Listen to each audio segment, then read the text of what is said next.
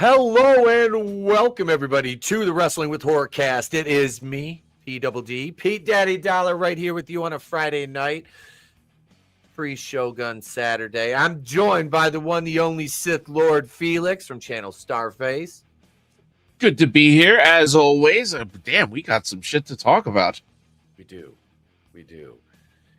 Thank you for being here, brother, as always. Oh, thank you for having me. Cause shit, I'm the lucky one here. I'm so blessed. And down on the bottom of the screen, that plain black circle with the white font that reads monoTony, ladies and gentlemen. Tonight, he's mono epithet. It's monoTony. Welcome, bro. Hey, it's no trip, all expense paid trip to the Chicken Ranch, but I'm still glad to be here. What's up, everybody? Happy Friday.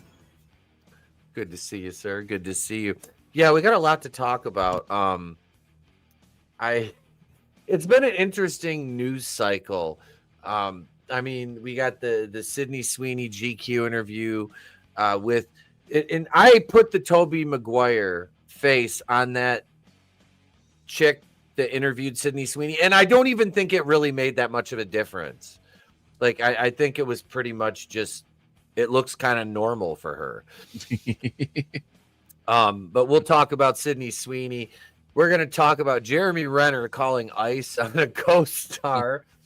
And then we've got a potential Halloween reboot, reimagining something, rumors. We'll take those, as somebody said, with a grain of salt. This guy that used to run around in a bathrobe and a fucking helmet with a puppet. Hey, I'm standing right here. All right. Okay. Just there's no need for all that. I'm just here to have a good time with you guys. But yeah, so we'll talk about that. Godzillionaire. Hello, Ice. It's me, Hawkeye. I don't care. Early. He says, Hawk Ice? Oh, this was right there. We fucking missed it. Yep. Keely Chow, Draven's here in the chat. What's up, everybody? Good to see you. Fucking Draven. Good to see you, boss. Good to see you guys. Yeah, we got we got this, and I'm sure we can find some more stuff to talk about. Oh yeah, and to start things out on a light note here, Draven shared this in the chat, so I figured I'd turn it into a little video meme. So the Stranger Things premiere is 3 weeks away. We're 3 weeks away from Stranger Things season 5, the go home season for our gang in Hawkins, which, as I look slightly off camera, I have pretty much all the Lego figures just chilling over there. But check out the cast then and now.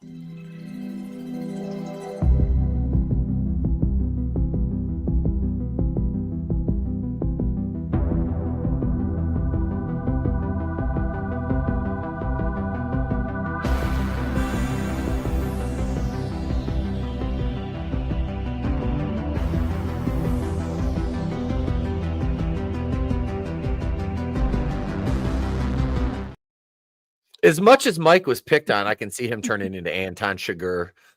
That fucking haircut. Step out of the car, please. Do we need I'll tell you what, we should do the morphing face for, you know what I mean? Like the aging. If we could do that, that'd be great. 11M. Fucking cut. Yo, man, that one, the Morgan Freeman one, had me dying. That was great. How long? I don't watch Stranger Things, so how long exactly has it been since the last season? 3 A year? No, well, it was filmed in what? Since Vecna. Yeah, that came out. Did that drop? When did that come out? Season 4. I thought it was like maybe 2 years ago. I think it was a couple of years ago. Let's find out. I'm just asking because, like, Landman season 2 is coming out in like a little over a week, and it feels like the first season just came out, so that was like a pretty quick turnaround time. It was released season 4 May 27th, 2022, and wow. yeah 2.5 years, right? Well, no, I think whatever. Yeah, a long fucking time ago. A long Jeez, time ago. These kids are in their 30s. The show premiered in 2016. It was started filming in 2014, 2015. Yeah. Yeah. So I mean, you've got a huge fucking age gap now. So and they Yeah. have to do a time jump. I'm glad they're ending it now. It's it needs to end. Fuck, man. Season 4 is the only reason I'm not writing it off. And listen, I liked every season. I enjoyed like the every show. Yeah, period. Yeah. But we talked about this, but we've glazed over season 4. That fucking season is outstanding. I tell people like, yo, if it wasn't your whatever, you weren't that interested, just watch season 4. You can skip 1, 2, 3, and if you go into the show thinking like, there might be some shit I might not get, you'll get most of it. It works by itself. Season 4. Yeah, I think I'll try to rewatch the series myself, just because I ain't everywhere and most people I know are watching it. And... Oh man, I was late to the party, Tony. I didn't start watching it until the 4th season dropped. We binge watched it all when we were sick with COVID. Shit! I had largely ignored its existence until then. You wrote it off, or it's just it never made it in your orbit? Like you didn't even know it was a show. I knew it was a show because a lot back in 2015, 2016, a lot of the wrestlers that I worked with in the locker room were watching it. And so it was like, all right, I just never got into it to the point where I was like, I'm going to check this out. Never did. And it was finally a couple of years ago. I was like, all right, Trey was like, hey, can we watch this? It looks kind of cool because he saw it on Netflix. I'm like, yeah, I've been kind of meaning to, give it a chance. So like I said, we watched the entire first season in one day. And then over the course of the week, we watched season 2 and 3. But no, I never watched it during, like I said, until season 4. The original air. What a great binge, though, because they're at least in my opinion, they're consistently good. I mean, maybe season 3 might be considered the weakest, but even that's it's still a fucking enjoyable. Like if you would have given that to me in the 80s, I ate right up. I like the Starcourt Mall season. I enjoyed that one. I enjoyed the new characters. I like what's her name, Maya Hawke, Ethan Hawke. Maya, that's Ethan Hawke's daughter, which I never knew that. That's fucking hilarious. Ethan Hawke and Uma Thurman's daughter. So yeah. She looks like Dana Plato. Holy there's a name I haven't heard in fucking forever. Jesus. Yeah, may she rest in peace, man. Poor thing. Right. Howard, you hear this, Howie? Look what you fucking did to that girl. You fucking piece of shit. But no, I lost my train of thought. I'm so sorry. It's okay. I fucked it up. I blew it. No. Season 1. Season 2 really good. You were talking about unwatchable or rewatchable. What's up, Courtney? Good to see you. It's Courtney's Fellowship of Oddballs.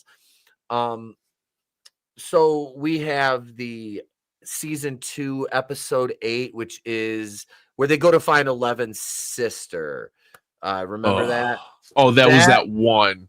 That is the worst episode of the entire fucking series. I absolutely hated that episode.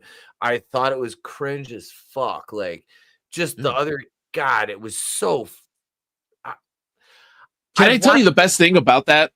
I've watched it 3 times, and it's not good. It's not good. No, the best thing about that is that the writers heard loud and clear that they weren't well received, and that was it, right? I think they had one really small nod to that elsewhere, like a mention. And I don't think we ever saw them again. No. And I hope, oh God, now that you have this whole season to kind of tie it all up and bring them in. If you write them in good, I'd be impressed. But I just hope not. I hope we just focus on the kids. Yeah, that are 40 years old now.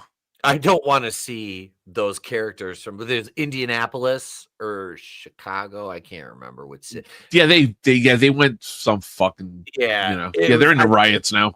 I tried to block that fucking episode out because there was really nothing.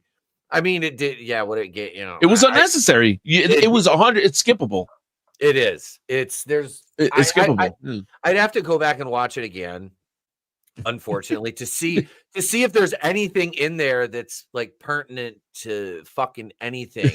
I mean, it's a throwaway. It was almost like they were trying to do a backdoor pilot for a spinoff for spinoff, exactly.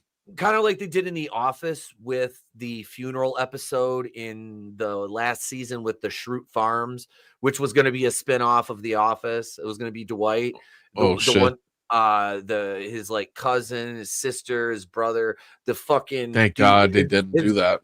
One of his cousins was the guy from Silicon Valley, the main guy, Tony, with the curly fucking hair. Yeah, I know who you're talking about. Yeah, Tom Hiddleston. Tom Hiddleston. Yeah. Yep, he was Dwight's Tom Fiddlesticks. Yeah, he was Dwight's cousin in that. But yeah, they're in Moe's. They were gonna do a whole Schrute Farm show, but that failed so miserably that they were like, nope, scrap it. Yeah, no, thank God. I mean, like, I don't know. Here's the thing, right? Because you get All in the Family, and then you get the Jeffersons. Mm-hmm.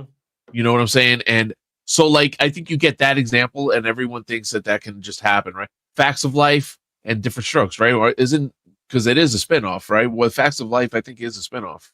Different Strokes. I think so. And I could be wrong, but these rarely work. And Tony, rarely work. Tony, Cheers and Frasier. Yeah, though that's a home run. Fucking Frasier was a great show. Tony, you watch that channel. Remember When? You send me some of those videos too, right? That's the one. Yeah, I've only seen a couple of their videos, but yeah. Okay, they did a video a while ago on like failed spinoffs, which a lot of these turn out, they're backdoor pilots. They rarely work, with the exception of not as much recently, like until it was appointment TV days. These rarely work. Now with streaming, they can just force the issue, and if after one season it doesn't work, they'll just scrap it. But like, look at it's funny because like I watched about 10 to 15 Walking Dead lore videos today, and but they were actually, it's like not about the show or the characters. It's more or less like lore to like certain scenes and things like that, which is really fucking cool. Yeah, totally. It's way more interesting than the show, than the actual show. Yeah, how sad is that? Yeah, because there's scenes in the show and places they visit where you can tell, it's staged where something happened. But you never find out exactly what. Well, these videos I was watching kind of like hypothesize and take all the information you get about that, and then he like comes up with like a plausible scenario to like what happened leading up to when the survivors, kind of fell upon these areas, and a lot of them are really fucking cool. So I dig that kind of stuff because, like I said, the show became so uninteresting and stupid. You're just boring, right? And even like it's a shame because Negan should have been coming in at like season 3, but didn't they wait till like season 5 to bring him out? He debuted in the very last episode of season 6, and then season 7 started the lineup, and you had all of season 7 was All Out War, which was was it season 7 or 8? What regardless, they drug All Out War to 16 episodes. All right, come on. Now, yeah, like in the fucking comics, it was like 8 issues. I'd have to look at my compendiums, but I'm pretty sure it's like 8 issues was All Out War, and then it took the Whispers, and they stretched everything. And like I said, the death knell for that show, number one, they never should have gotten rid of Frank Darabont after season 1. It suffered greatly after he left. But when I think Scott M. Gimple was show running, and like he was in charge of the entire Walking Dead universe at that point. But he just took the lead role on creative for the entire universe, and they brought Angela Kang in to be the lead writer for the show and the showrunner for The Walking Dead proper. And then the show became nothing but female-centric fucking nonsense for the most part. Right. It was. And there's still, remnants of some good things in there. But I struggled with season 11, and I fucking loved that show. I did. I loved that fucking show, but God, it was a schlong. And then the Pine Saw lady in Fear the Walking Dead, who was this fat black lady with walkers on a stick, who was just killing like able-bodied men who could easily defeat these slow plotting walkers, and this fat broad. It was the most insulting. Like, they started the one episode with a montage of that, and I was like, why the fuck am I even watching this? Like, what? And it got so fucking dumb. Like, it was just like the fear. Like, the wife and kid are watching it again now, and I'm popping in and out on episodes, and I'm just like, oh my fucking God. I'm like, I get angry because the writing is so stupid. And a lot of that was Dennis Erickson, who actually has a decent track record before that show, but they killed off care. It was just fun.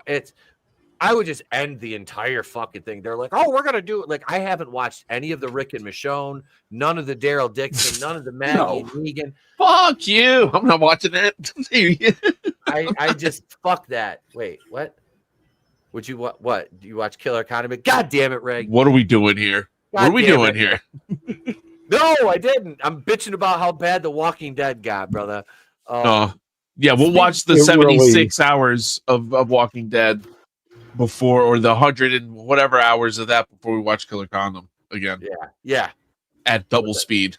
What's that, Tone? It was just like, it's not very replayable in my eyes because the boomerang storytelling that took place through at least a big fat center of that show. You know, I stopped watching around Negan as well. Like, I think I held on just to see his debut, and then I tapped out. Like, all right, because we had been waiting to get to that anyway. But like, just unless it was a season premiere, a mid-season finale, or mid-season premiere, the whole season finale. I mean, not much was going on in between that.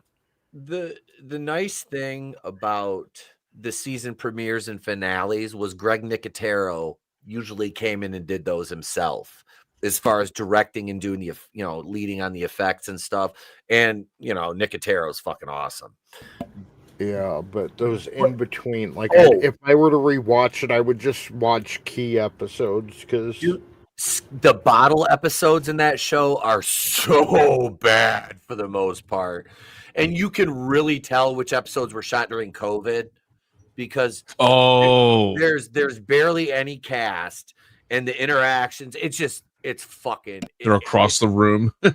Yeah, it's over walkie-talkies. There was a lot. I will say this: there was a lot of good shit in the All Out War season. It just could have been condensed by 8 episodes. And bro, they should have brought the Whisperers in. The whole Terminus arc was like, all this shit. And then what's her name? Lauren Cohan, the Maggie, the actress that played Maggie. Now, she got her own TV show on ABC with Scott Foley at one point called Whiskey Tango or something like that. It was a cop show, right? Right. She wanted all the money in the world. Walking Dead was like, she took her. I got a lead on another. She left, and then the show got fucking canceled, and she come crawling back. And then Maggie's character was a fucking idiot, like, for the remainder of the show. Like, I bet. They did that thing where they tried to turn Daryl against Rick. Like, Maggie was trying to turn Daryl against Rick. I'm like, oh my God. What are we doing? It was fucking cringe. It was so cringe. And I can't believe you barely mentioned Michonne because, rewatching that's just like, she was just too cool, man. She was just too fucking cool. And I don't know how much more literal I can. Too fucking cool. Like, ninja blades. Dog, what pissed me off was Michonne is just like her fucking character in the show got basically Andrea's comic run. Like, dude, I'm not gonna lie. When I read the comics, when Andrea fucking, spoiler if you've never read the comics, because Andrea and Rick are together like pretty much the entire run of the comics until she dies. after Lori and everybody after Lori dies. Yeah. But when Andrea fucking died, dude, I cried. I was reading that shit. I'm like, I fucking cried. I'm like, are you fucking kidding me? Like, I was so mad. I was so mad. And then in the show, it was a contract dispute between Lori Holden and AMC. And a lot of the actors and actresses that departed the show early, the guy that played Dale, Andrea, and there's a couple more, they're Frank Darabont loyalists. So AMC kind of purposely like did things to push them out. Andrea, the contract thing that led to her, the writing for her character was, and God knows I love Lori Holden. Gosh, she's fine as fuck. Lori, she's fucking, but I liked the character at first, and then they just turned her into a fucking idiot during the governor season at the prison.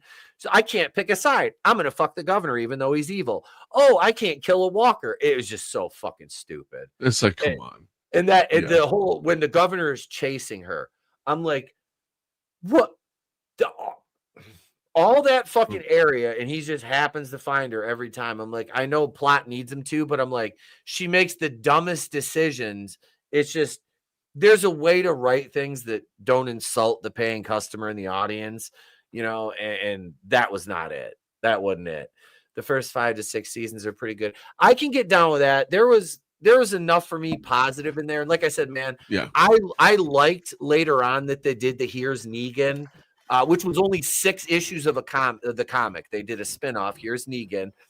It was 6 issues. It might have been 8, but that was his whole backstory. And they did it with 1 episode, which was cool.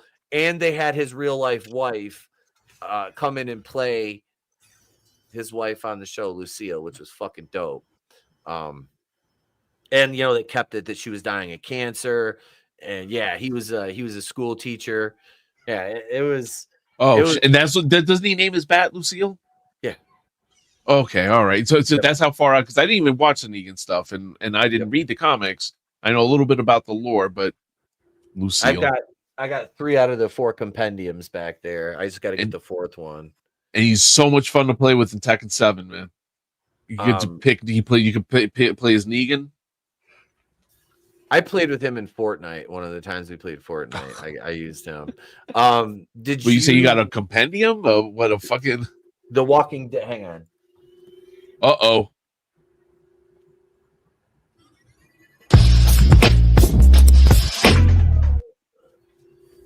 I think these are here. Well, the other 2 are in my long box, but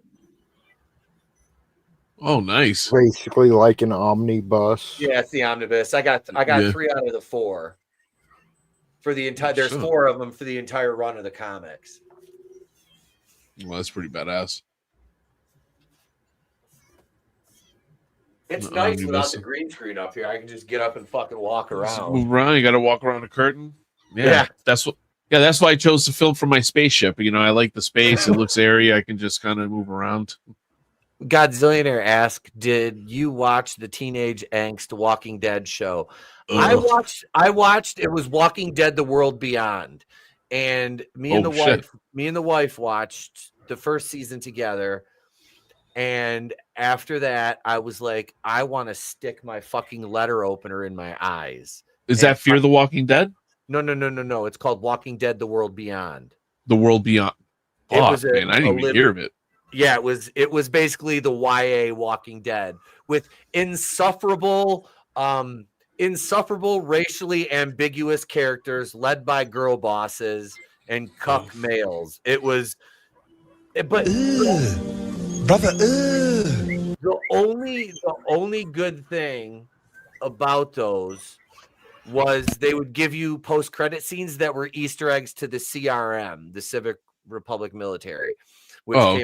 So it was kind of like those were the people who took Rick, and I don't remember the fucking second season at all, because I just would watch the post-credit scenes and the wife would basically give me a rundown of what happened because I couldn't take it. Any good character on the show got killed, and it was fucking stupid. I didn't give a fuck about watching a bunch of retarded teenagers meandering about, and yeah, it was fucking stupid. It was terrible. Yeah, It no, was yeah. god awful. I don't think I could deal with that shit. No, I did not like that one bit. The colored version. Oh, that would be neat to get the comic in color. Carol, I liked, man. Carol had probably the best arc in the entire fucking show. Yeah. I don't care about the Daryl and Carol show or what Daryl Dixon or whatever. I don't think Melissa McBride's in that anymore. It was supposed to be those two. But from her going from this like meek, battered, fucking abused housewife with a fucking, alcoholic piece of shit, wife beating husband, Ed Peltier, and Right. seeing her transformation and how she could blend into different circumstances, situations, groups was, I really loved it, man. Melissa McBride did a fucking fantastic job with that. I kind of liked her, but she also got on my nerves a bit, Carol. Yeah. She had her moments. Yeah. I wanted to mention this a little bit ago, but I think, Walking Dead kind of suffered from Vince Gilligan ending Breaking Bad when he did, because they were like, what was it, like 60 million viewers or something for the finale? Like, it was at its peak when he ended the show, and it was, and AMC wanted him to continue it, but it's like, no, like, I'm telling a story, and this is where the story ends. It was always going to be a limited thing with Walt's cancer and the lifestyle he lived, and because Walking Dead went on like Killer Pizza said, the first couple seasons were good, but it went on too long, and they dragged everything out and kind of milked everything, and now they're even making all these different shows that, Pete, I know, like, you enjoyed The Walking Dead more than most people I know. You stayed in a lot longer. I did. Like, most of us stopped watching around the same time, including Felix and I. And you're not even watching a lot of these shows. I mean, these side shows and stuff now. And I think, like, AMC is milking Walking Dead for all that they can, because they kind of couldn't do that with Breaking Bad. They got another show, but they're trying to Yeah. No, go ahead, Tom. Go ahead. No. Finish your thought, Buster. No, Godzillionaire's right, though. It's like they're trying to milk everything they can out of this that they couldn't do with Breaking Bad. Well, they've had it going for 15 years now. The entire universe. October 31st, 2010 was the premiere of the series, which I remember watching it then.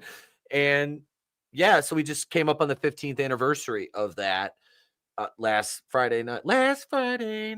But no, man. And yeah, I would have preferred that they just ended the mainline series. You should have ended Fear.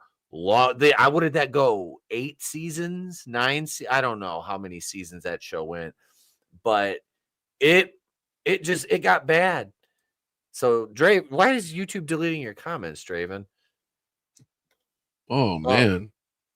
Father Gabriel did have a good arc. Seth Gilliam, he was fucking awesome. Remember him in Starship Troopers? A young Seth Gilliam was in Starship Troopers. Really? I liked him as Father Gabriel. I hated the character at first. I didn't hate the actor. I hated the character because this is a whiny little bitch. But he really came into his own. That's another one they gave a good arc to. And thank you for bringing that up, Joe's Atmosphere. Good to see you, bro. Yeah, because I think he gets overlooked. And yeah, Tony, I love, like I said, I've watched the show over a couple times. Not the entirety of the series, but certain seasons and episodes. I can't watch the later season, like season 10, 11, 9 and up to me is, I don't know. It's difficult to watch because it's like, I know how bad it gets. And the ending of the show was just so meh. I mean, to be fair, what show does have a satisfying ending? I mean, look at it. 3 of my favorite shows of all time, Seinfeld, The Walking Dead, and Lost, all have fucking horrible finales, like god awful. And Seinfeld is one of the most, arguably one of the most popular shows of all time. You know, love it or hate it, it is.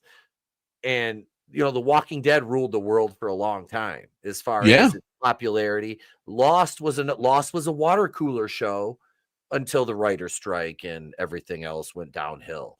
That really turned to shit quick. But I watched it till the very end. I've watched Lost 3 times over now. Seinfeld I've watched over a dozen times. It's ridiculous how many times I've seen that fucking show. But The Walking Dead, like I said, I've watched it over once and then started to watch certain things again. And it's like I get to a certain point. It's like I just can't. I just And like I said, the wife and kid watching Fear, I can't. I sit there and I listen to the dialogue and I watch it. I'm like, this is the dumbest fucking writing. Like, and it's insulting. Like the characters, Tony, you always said like about how they don't take, if they didn't take the walkers seriously and stuff like that. And it's like, how much of a threat are these things after so long? Like I was listening to all these videos today and even the guy doing the videos was like, they're going to break down. Like, how are they, if they don't eat, they go dormant. And I don't know. It's just that one episode where Daryl dropped blood and it happened to fall perfectly on the walker and then it reanimated them all. I'm just like, get the fuck. Yeah. What are we doing? It was insulting. But Jesus, I didn't plan on spending a half hour talking about I know. Yeah. I was like, I think we got to talk about those titties we know as Sydney Sweeney. Yeah. Yeah, let's Iris and B. Oh, Iris in walking. I forgot about that one. Trent's YouTube silencing censoring Draven's comments for being too gay. God damn it. He found out what he said about Nyla Rose. Yeah. See? No. Too busy. You know, when you bang Downies and then it gets out into the ether and people know this stuff, they're gonna make decisions, and they're gonna cancel you, bro. And just to be clear, I really don't know Draven like that, just to be clear. Okay. And, just what he believes is what he believes. No, I'm just kidding. Me and him, we had a really good V for Vendetta stream that I really wish you guys were there for. But we had fun doing it on November 5th. We started cybering halfway through. Holy shit. There's Draven. So, what I wanted to say is fucking YouTube keeps deleting my comments is the fat chick from Beyond. Yeah. The black chick. Dude, I wanted her dead, like episode 1. In Minecraft. This bitch better die, and then they save her. I'm like, yeah, I'm good. This show's terrible. Yeah, her character was miserable. Yeah, she was terrible. It's hilarious. That was terrible. But yeah, that's all I wanted to say. So, yep, later. I love Hey, bless you, brother. Even said, you know what? These people can wait on their fucking ceiling tiles. I've got something to say. Right? Motherfucker must be union. I know, right? He had changed job codes. Fucking jump on. No, thanks for jumping in there, Draven. And I don't know what the fuck is going. I don't have the YouTube feed pulled up. I don't, because usually I can see what the hell if it like moderate. I don't know why. Yeah, me too. And it's not showing nothing on mine. I'll pull it up right now. I don't know because it was asking me the other day if I wanted to hide or approve comments. I'm like, okay. So I kept fucking approving them. It was nothing crazy. Yeah, I haven't don't see that this time. No, I haven't seen one comment, like even on the StreamYard feed that's been anything. Like there was no review on his comments. That's lame. The Walking Dead and the Ceiling Bird. Walking Dead, the Ceiling Bird apocalypse. Now, and to show you how spoiled we were back then, I remember people kind of talking shit about season 1 of Walking Dead as well as season 1 of Breaking Bad. Where I was at, people were like, it's okay. I don't know, blah, blah, blah. And then I kind of was like, okay, I'm not going to bother. And then lo and behold, of course, because I ended up getting into Walking Dead around season 2, season 3. But shit, man. But anyway, let's talk about Sydney Sweeney. What are we doing?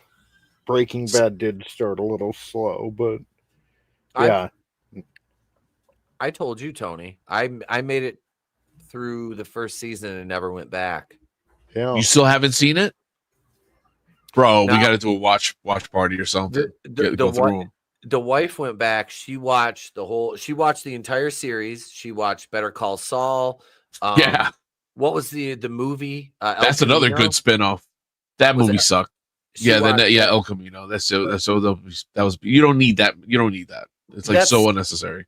That's all there was, wasn't there? Just Breaking Bad and Better Call Saul, and then the movie. Right? Yeah, and Better Call Saul is a very, very good spinoff. I like Bob Odenkirk though. He Mr. almost Show, played, baby. He almost played Michael Scott in The Office. He would have been a good choice.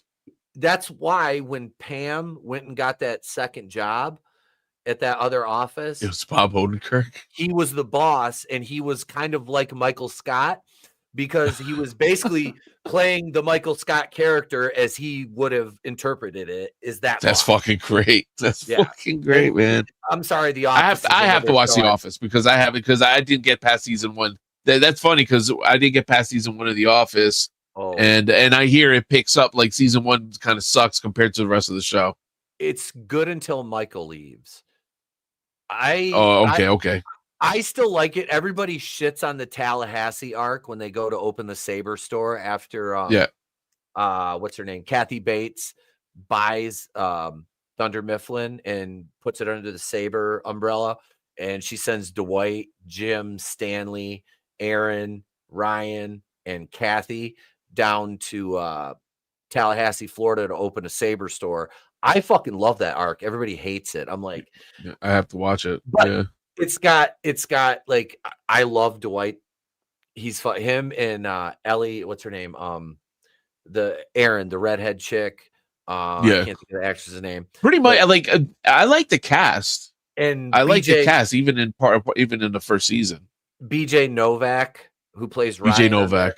He's one of like the main writers on the fucking show. Get out of here. The same thing with Toby, the guy, the HR guy. That's he's one of the main writers.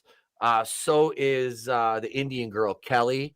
I forget. That's Mindy Kaling, right? That fucked up the Velma show. But the Office is another show I've watched, and Paul Feig wrote a lot of those episodes. But great, the great Paul Feig who gave us Ghostbusters. But the thing is, he's not trying to write an action. It's like it's comedy, right? It's an office comedy, and that's more in his fucking wheelhouse. It's the funny thing is, like, arguably the best episodes of Breaking Bad, including Ozymandias, which is considered one of the like best episodes of television of all time. Any show is directed by Ryan Johnson. Ryan fucking Johnson. Really? Wait, is that the one with the fly? Isn't there there was the fly, but then Ozymandias is like the penultimate episode. It's the second to last episode of the series. But to be fair, Vince Gilligan is a great writer. You know, that's just Ryan Johnson directing versus Ryan Johnson writing and directing the Last Jedi, you know? Yeah. And what most people said about the Last Jedi was, well, it was shot beautifully, you know? Yeah, it looked great. Yeah. It was like it was like, imagine getting the best possible angles on a piece of dog shit on the floor. But I mean, like, it's like, wow, those fucking, it looks like high def. It's, you know, like, damn. Yeah, I really like the frame rates, the framing. Yeah. He shouldn't have been allowed anywhere near the pencil. Yeah, no, I guess, but Kathleen Kennedy got to give him a nice little pegging and promise him a job, and here we are talking about it now. Let me address Draven's comment here. He said people who like The Office are the same people who are like Friends is funny. The Office is fucking hilarious, dude. And Friends? Oh, I love David. How dare you? I love Friends. Oh. Can you be any more? No, I'm sorry. Can you be any more fucked up right now, bro? Friends is fucking garbage. I love hated Friends. that show. Like, no, you know what? And I watched it later. I didn't watch it as a kid. I thought it was good. It's bubblegum bullshit. I get why people like it. I enjoyed it. I laughed.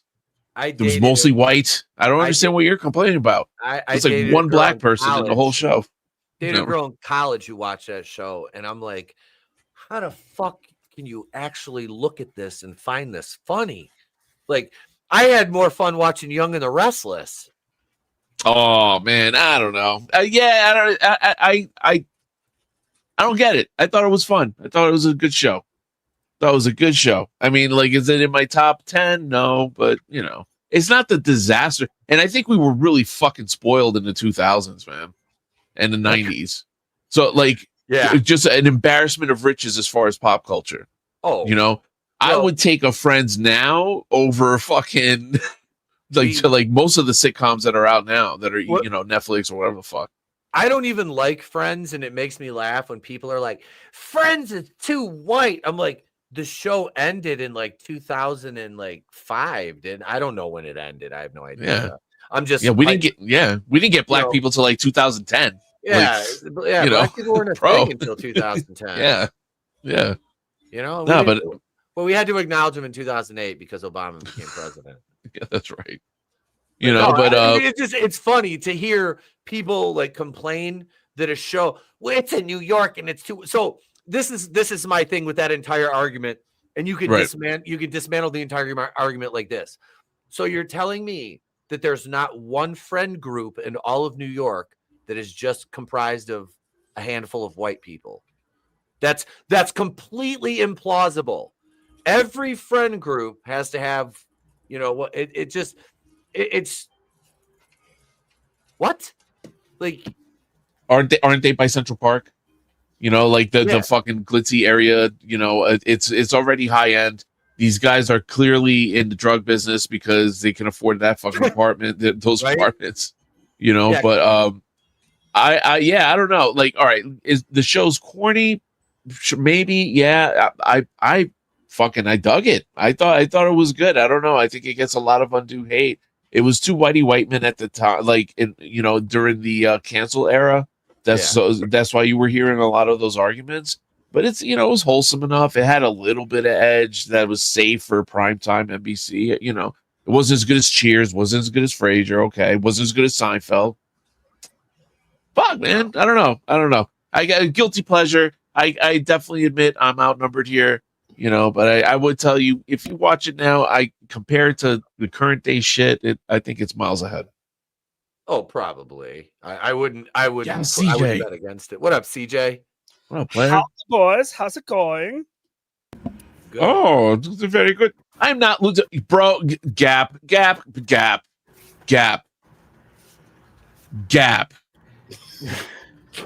Fucking gap, bro.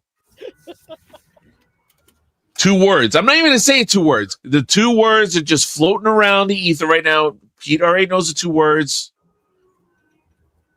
right? You better know the 2 words. Don't make me look like an idiot here. Suck it. You know the 2 words. No, killer fucking condom. What? Talk to me about friends. Well, we have Jennifer Aniston and Courtney Cox with nipples through their shirts. I'm losing the man card. He said 2 words, and I was like, okay, wait. He said 2 words. You know, normally 2 words, bro. Killer condom. It's suck it, but I mean, those are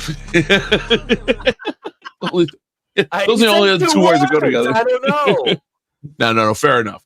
You know, I sprung that on you. I didn't even give you a warning. I was listening. I was listening to the painter's speeches before we started. Yeah, man. He thinks I'm editing. Oh, Draven trying to clown? Oh my god! Just for that, let me share this. He gets to grind on Downey Muppets, and now he thinks he can fucking, you know, like he's more Downey pussy for me. That's Hey, that's more puppet coos I get, eh? Come on, Draven. What are you doing? Speaking, I have a man card.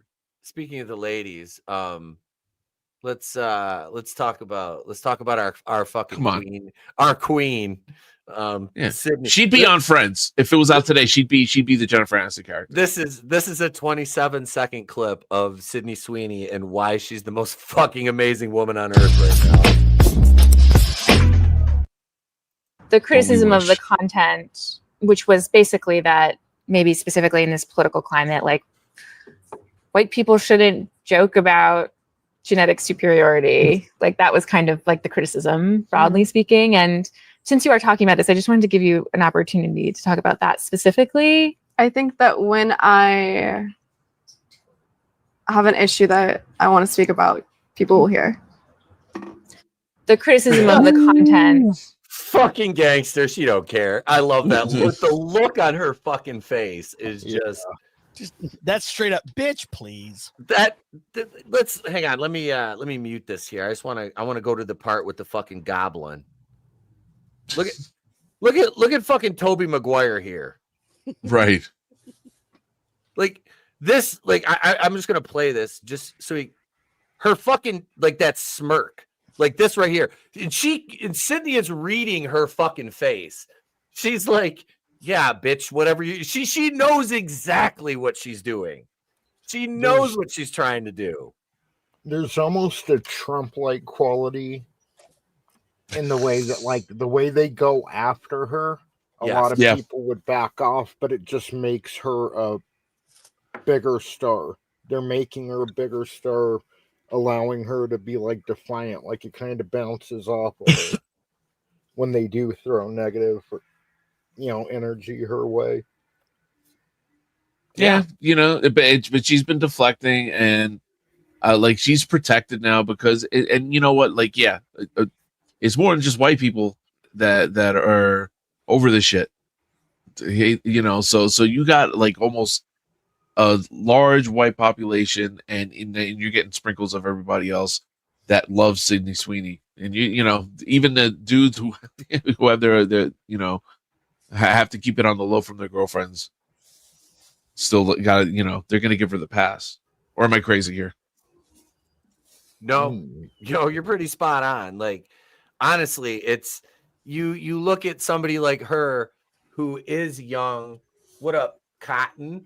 What's up, Digsby? Good to see you. Good to see you. Yo. You look at somebody like her, young, beautiful, obviously leans towards the traditional side of, femininity in terms of like modern, you got your feminist, insane, shrieking nutcases, and she's an average, like all-American girl. And what a personality.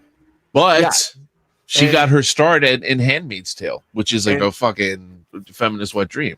So that's why they attack her. There's another reason. Because she's got, as Monty Python put it, huge tracts of open land. Huge tracts of land. I feel like singing.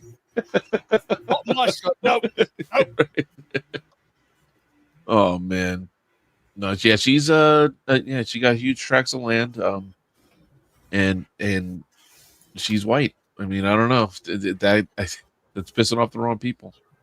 Well, it is. Like you said, it's the whole like the bitch, like the, let's see, I'm sorry, but this interviewer here,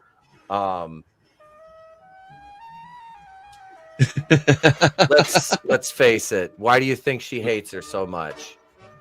This fucking ghoul, and this interviewer chick is just nothing more than a fucking ghoul, a typical unattractive, miserable, leftoid ghoul who is jealous because Sydney is fucking beautiful. She's conservative. She doesn't buy into bullshit, and play the politics game. Like, really, have you heard Sydney Sweeney talk about anything political, really? Nope. No, she's like forceful. Like she's using a force. Like, we will not talk about politics, young Jew lady. And this bitch is mad. And I think somebody in the chat asked to give Sydney a crown. So ask and thou shalt receive.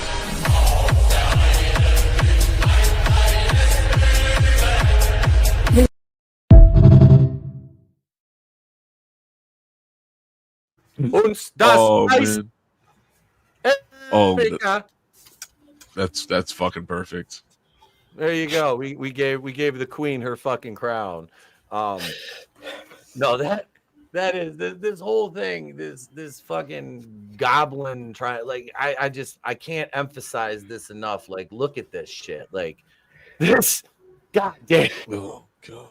Like that, her look, like the look, and I'm not just talking about because she's an unattractive fucking ghoul, but just the look, the expression on her face is so fucking just that's arrogance.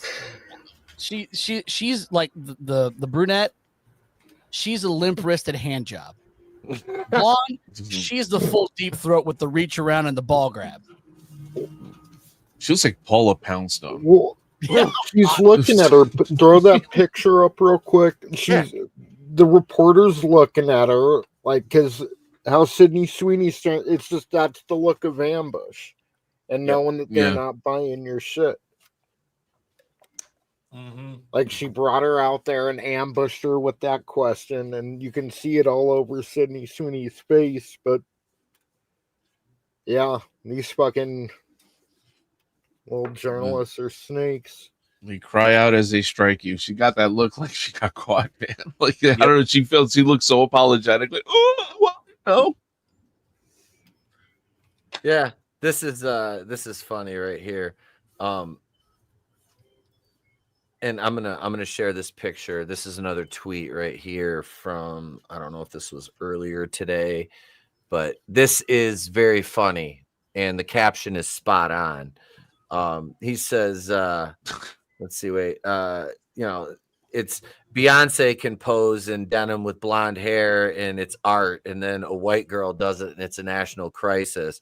And Beyonce, please stop appropriating our culture with that blonde hair. God damn it. Go away. There. Yeah. That's, I mean, seriously? That top picture is just, it's all artificial. Yeah. There's nothing about that's natural. They the body, the hair, nothing. They lighten her skin too in the pictures. That's just all American, hunk. Do you know how many baby brains Beyonce had to eat in her salad to get that level of youth? Do you know how many drugs take just to fuck Jay-Z with that face? Yeah, well, dude, I mean, do you know how much she had to scare the children before she drank their blood to maintain that level of youth and vigor in those pictures? Because it's a lot. Yeah, I'm half joking. That's what's sad. The other half isn't. Her compost pile is like 90% Korean boy scrotums. Like that's right for her face, right? To remove wrinkles, just like Sandra Bullock. Cotton Ministries, sir. This is a spot on point, and I applaud you for it. Look up, because this is what I just said. Look up old pictures of Beyonce. She's actively trying to make herself white. Yes, yes. Like I said. They lighten the skin in the photos, the blonde hair, everything. It's everything. That's 100%. Remember those pictures where she looked like She-Hulk? That's right. What? No, say it again, Tone. No, she's trying to be white to the extent that she became a country singer. Yeah, but she tried and failed. But you forgot though. Black people started country music. Yeah, no, of course. We all know that. Robert Johnson and made the deal with the devil in the Crossroads and bada bing, country music. That's how it came about. God damn you, Steve Vai. Yeah, right. Thank God we had Ralph Macchio to set shit right, though. Only the real ones know about Crossroads. Have I dyed my hair before? Yeah, bro. Okay. All right. Fuck you, Gappa. Yeah, I dyed my hair. I bleached it blonde like Eminem style before he was a thing when I was in high school. You just picture it, bro. Any motherfuckers Photoshop it, I'm gonna be so bad. I'm gonna be so pissed.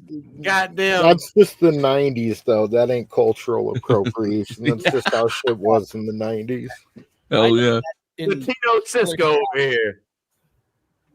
Yeah, I know, right? Yeah, like Siski, because this was before Real Slim Shady and all that shit when I did it. My problem. This is hard rock. This will make me cool. My problem is I've got the Irish blood and Irish, kind of reddish in it, so it just turned it fucking orange. Oh, nice. frosted tips. Dude, when I dyed my beard blonde, when I bleached it to do the Hogan gimmick, I had to bleach it, like my mustache and my goatee, like 4 or 5 times because it went orange and then it finally went white after about 3 or 4 times. Oh shit!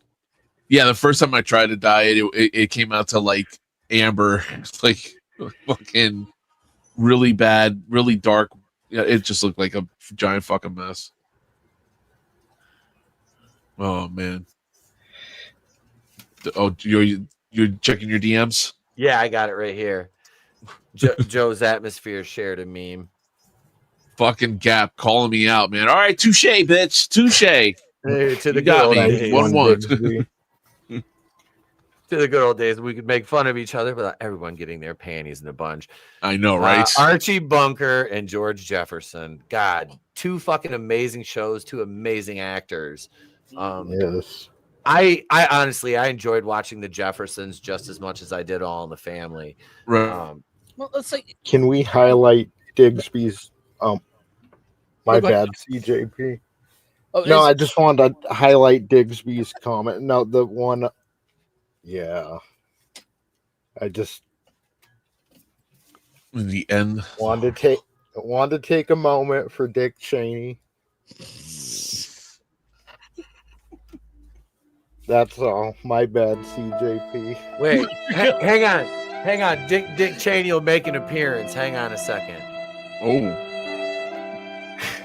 no, but I was saying, even when they made, quote unquote black shows, yeah.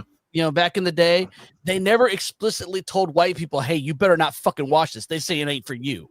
Fucking Family Matters. Remember Family Matters? Living Or Color, even Martin. Sanford and Son. Yeah. Yeah, fuck, man. Martin with good times. Yeah, man. Shit. Oh,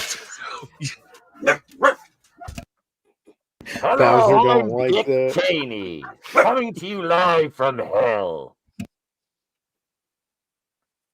Surprisingly, the painter isn't here. I just had drinks with Mao Zedong, though. Speaking of the painter, I saw a picture of a guy in a Hitler costume, and it was like, okay, this is the only way you're ever going to get away with this. He was dressed in a French maid outfit with a pineapple. oh, okay, cool.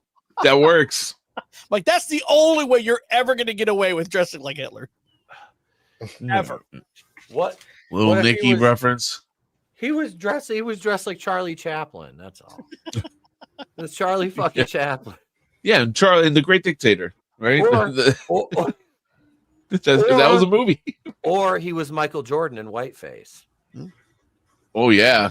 Hey, that's Well, right. One All hell of a- right. I don't know if I brought this up on the show before, but I think he lost a bet.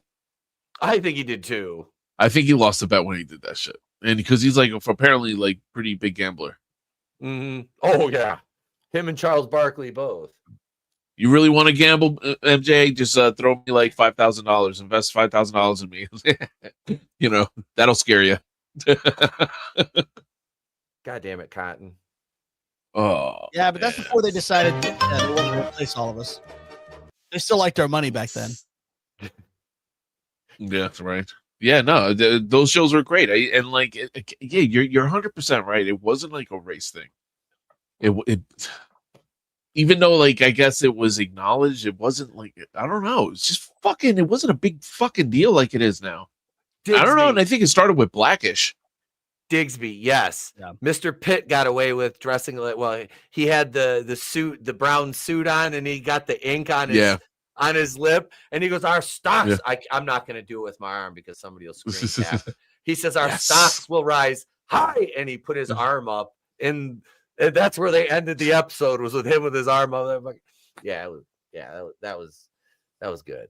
That was good. Yeah. You should just do the dab like that, so that counts. Yeah, right. It's got to go Our high. stocks will rise high. A lot of people think gambling has something to do with the death of. Oh, I've heard that. I have heard that theory. I don't know. This guy will get people showing up at our door. We talk about this the wrong way. Oh no. Now, but yeah, you know that, and you know, someone's death, that gets really tricky because, especially, you know, it's so up in the air whether it's true or not. I'm not scared of somebody showing up unless we start talking about the tiny hat people. Then the Mossad will fucking make us. Yeah. Oh fucking yeah, I know, come alive. right? I'm not Oh yeah, no. pissing off Yeah. the fucking tiny hats. You better They're not just talk shadow about banning us. negative way. We'll come to your door and we're gonna twist your nipples with the shekels that we steal from you. No. Yeah. Right. No. Now it's 2026. We'll just, you know, Yeah, throttle your views. I don't. This is me thinking about everything YouTube has done to my channel over the years. Yeah, that's pretty much it. Yep. There. They. Yeah. Mm-hmm. That's Yes. correct. It's true. Oh. Oh, what else? Oh, we got Hawkeye. Jeremy Based Renner. Hawkeye. Based Hawkeye, and I promised you we'll talk about the Jeremy Renner app he used to have too, where you had to accrue a certain amount of points and you could meet Jeremy Renner. Did you guys know he sang too? Like he Jeremy Renner Wouldn't surprise me. He was like a singer too. You know what song he needs to cover next? What? What's that? That's Mr. Plow. That's my name. That name again is Mr. Plow. Oh God. Oh. So Marvel star Jeremy Renner accused of threatening to call ICE on Chinese film partner. Scared for my life. Jeremy Renner has been accused of threatening to call ICE on his filmmaking partner. Chinese filmmaker Yi Zhu, 34, shared a series of bombshell allegations against the Hawkeye star, 54, in various Instagram posts this week. Yes, because we know we should take it seriously when you post it on Instagram, as opposed to something actually legal and binding. But you posted it on, and you were shut up, bitch. Zhu, who made a documentary and animated movie with Renner, claimed he randomly reached out to her on direct message and WhatsApp in June 2025 and sent her a string of unwanted and unsolicited pornographic images of himself. Oh, that's right. That far. Yeah, no, that's sad. I knew that. Yeah, I think so. And I think she leaked his dick pics. I think she leaked them. Yeah. God damn it, Jeremy Renner. Here I was trying to help you out, and you said it. Okay, I got it. I mean, so what? So what? What? Okay. All right. Look. What? Why? What does that ever fucking work? Yeah, if you're a fucking movie star. Apparently not. She's like, no. I'm saying your option. I'm not saying it's 100%, but your options are better, right? It was like with what is it with Arnold Schwarzenegger, right? Yeah, like what was that Bill Burr joke? I was like, oh, the bang in the maid. That's a walk in the park. You know, he had sex with his ugly housekeeper. Yeah. Hey, come here, man. Yeah, right. And she was it's like how fucked up is it? More lemon pledge. More lemon pledge. More pledge. I'm still stuck in the dryer. No. How is it like how ironic that his kid with her is the only one that really looks like him. It's like there was no way around it. There's no way, you know, they would have found out eventually. And I think he's acting now, isn't he? I think so. He was in Generation V or some shit. Gen V. Share, this is the chick right here that Renner sent the unsolicited dick pics to. Draven had sent her dick pics. Oh yeah. Draven had sent her dick pics. Yeah. Draven already went through her trash. He knows her schedule. He knows everything. I'm sure. But she's all right. I wouldn't send her a dick pic. No. Why? If I was a movie star. Oh, Like, I don't know. A little okay. confidence. So the pair ended up forming a romantic relationship as well. Ah, look at that. Before or after? And they worked together on 2 projects while they were romantically linked, Zoo claimed, but things allegedly took a turbulent turn. Allegedly took a turbulent turn. Yeah. And just because I saw it in the chat a minute ago. Weird. It's Hollywood, baby. There you go. There you go, Joe. Let's see. So they took a turn during a meeting about the documentary Chronicles of Disney at Renner's home in Reno, Nevada. I was discussing about the doc logistics. He then drank a bottle of wine alone and got angry, yelling for 2 hours. Zoo told the Daily Mail, and there's pictures of them together in a car. Let's see here. Yeah. Let's see. I had to location share to my team, my parents and Disney colleagues in case something happens to me. They know where I am, she explained.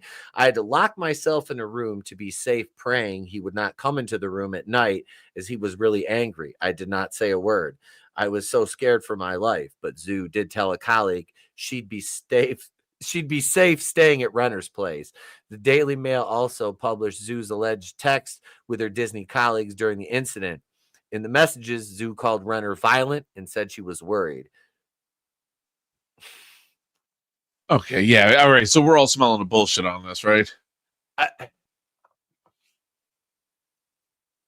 do you think? Jeremy Renner's gonna fucking show up in the Michael Myers mask and like where's this leading? Where's this leading? Didn't he have domestic violence allegations from his ex-wife too? Was that proven or did that get thrown out? Tony, do you remember anything about that? I'm gonna call bullshit. Hang on. I'm gonna ask our buddy Grok. Right. I'm gonna ask my homeboy Grunk.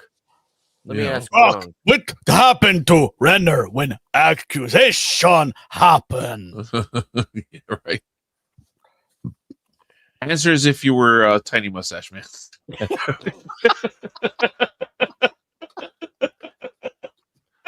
God damn it! My boss itchy all time.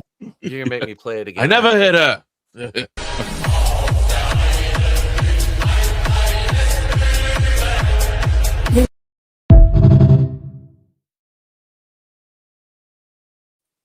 I have no qualms about playing that.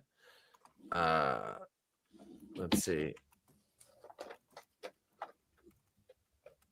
All right, let's see. What did Grunk say?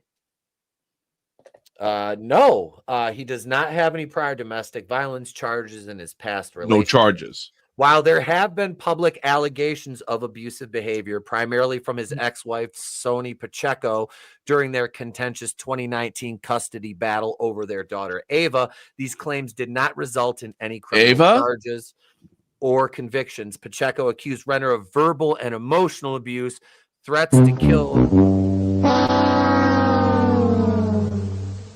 Said he threatened to kill her and himself, including an incident involving a gun and substance abuse issues that endangered their child. But court documents show these were part of a heated family law dispute rather than a criminal prosecution. Renner denied the allegations through representatives, calling them nonsense and one-sided attempts to influence custody. And the couple ultimately maintained joint custody with no reported legal findings of guilt against him. And then it goes emotional abuse. Emotional abuse, bro. Yeah. It sounds like they had a shitty relationship and then a shitty divorce. And yeah. You know what? Like, I would bet that he never laid a fucking finger on her. In fact, she didn't even charge that. It was emotional and verbal, right? Were those the two types of abuse being launched? Yep. Right. So he's like, he was probably one of those nights is like, listen, I was on fucking set for 16 hours filming Avengers 2. Can I have my fucking dinner on the table when I get home? Is that too much to fucking ask for? She probably had a titty attack. God knows what. Why you treat me like animal? Fucking here we are. No, I don't know what to make of this. You know what I mean? It's so hard to fucking tell. I mean, it does have a catchy beat. It does. Let's see. Yelling at your wife for eating a pack of Doritos is not emotional abuse. Yeah, right. Yeah, right. She's spoon deep into her fucking Haagen-Dazs. He's like, really? That's your second. You know, and that probably tipped it off. God damn it, Cap. I don't know. I mean, let's see what if it goes to anything past allegations and leaked text messages. I mean, what I don't. We're already years past this, so yeah. I don't fucking. Yeah, I'm gonna call bullshit. Yeah, I'm sure everyone here is calling bullshit. What do you think of that, Tone? I mean,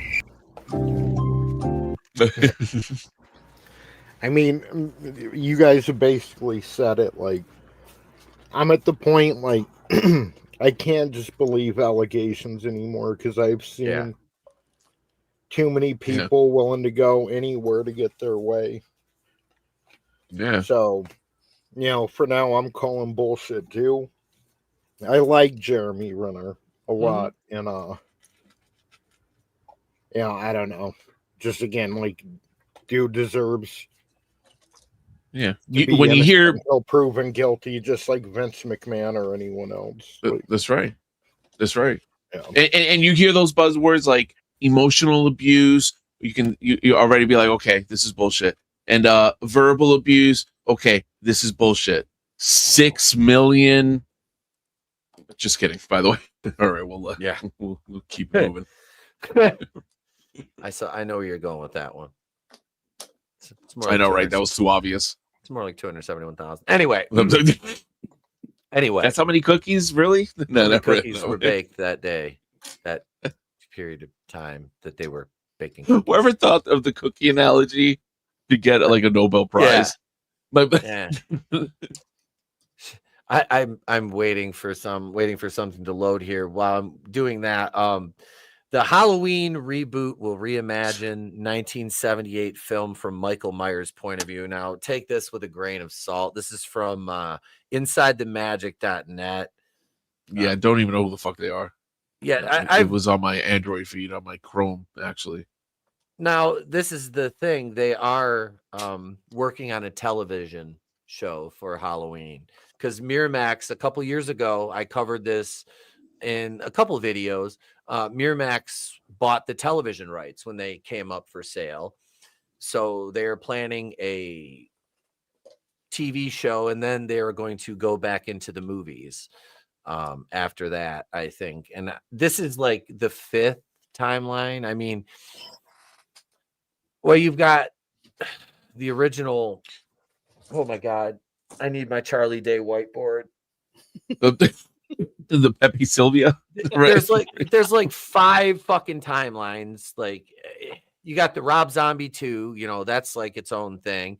Then you've got the original timeline, and then you've got the one that goes from 1 to H2O, and then you've got the one that goes from 1 to the David Gordon Green trilogy, and you've got the one that sucks its own I don't know. It's Halloween 3, Season of the Witch, like, exists in its own pocket universe, basically. But it was supposed to tie them all in, right? Or at least the hardcore nerds try to tie it in. No. See, yeah. Well, there is technically a Michael Myers mask in a Blink or You'll Miss It moment, while the gas station attendant has the Silver Shamrock commercial on. There's one frame where the masks where they're going like this. When it goes like that, it looks aside, it flashes, and you catch a glimpse of it. It's the Michael Myers mask. So if you use the rules of Halloween 3, and it's a Silver Shamrock mask, so it's already fucking like possessed. It's got the power of Stonehenge in it from The Witch, Dan O'Harley. Okay, hold on. Sophie's Choice coming right up, Pete. Sophie's Choice. Okay, you can have your Michael Myers tie-in on Halloween 3, but if you do, then fucking Draven's stupid Evil Dead connection argument also has to stand, or no? No. You'll concede? No. I'll concede that point then, because I don't know. Nope. Good choice. Nope. Oh Nope. God, I hate that argument so much. The only thing that exists are the Paramount 8, and the rest of it is just remakes, except for the 20 the New Line years don't count in Friday the 13th because none of them are Friday the 13th movies. You have Jason X, you have Jason Goes to Hell, the Final Friday, and Freddy vs. Jason. And Freddy vs. Jason, and I like none of 2 out of those the 3 of those movies. I violently hate Jason Goes to Hell. Yeah, same here. I Fuck that hate movie in the face. I hate I that haven't movie. seen it since. Oh, we should watch it. Like No, I'm just kidding. Yeah. We- Well, no, like Freddy's did. dead. So, well, I didn't watch it with y'all, but I couldn't remember remember if you were liking here. it back then. Mhm. Yeah. I remember liking it when I was a kid, but I'm sure, like, I don't remember much from it, but I remember like the coroner holding his heart in his hands and eating it or whatever, and Yeah. like a couple, like, if I watched it again, I'd be like, oh yeah, but yeah, I'm sure I wouldn't enjoy it as much as I did as a child. Yeah, it's like Freddy's Dead because like that's why I liked it, and then revisiting, I'm like, oh, this movie kind of sucks. And I fucking really liked that movie as a kid. Like rewatched it a bunch of times. It was like, how the fuck? The first 10 minutes of Jason Goes to Hell are good until he gets blown up in the corner, eats the heart, and it's, We're done. It's shit until he comes back in the end, and it's still just shit then. But it's So, but it's still but- not a 13th movie because it's fucking New Line Cinema. To tie it into this Michael Myers shit, right? Just to say again, we called it, right? I think a few episodes ago we were talking about that other fucking movie, In a Violent Nature. That one that was extremely disappointing. Although I still have faith in the concept. Yeah. What do we say? I think we got it off wrong. I said they should do a Friday movie or a Halloween movie in this style, and here we are. I guess now it's a show instead of a movie. Yeah, Because that's essentially what they're doing. They're borrowing that In a Violent Nature formula. If this article's accurate. If this is what they do, it says Miramax is developing a new television series that's expected to reboot the story for a new audience, signaling the shapes. Long night is far from over. We've got the video game coming first. It says, let's see. This is the video game thing, though. We already talked about that. Which that game looks cool. I'm in, and apparently there's it's a lot of single player. They have the standard online multiplayer mode. Wait, in addition to the standard online multiplayer is a single player full story mode. Oh, sure. Okay. Yeah, that's what I'm saying. That's what I want. Friday the 13th, I just wish they would re-release that game or like just start, updating the servers or whatever, just, you know what I'm saying, right? Like with the one that just came out, that I don't know why they just stopped serving that game. Everyone loves it. I mean, I guess you still do the private server shit, which is at least thank God for that. But see, I'd like to get a group. If you could can you still play multiplayer like that?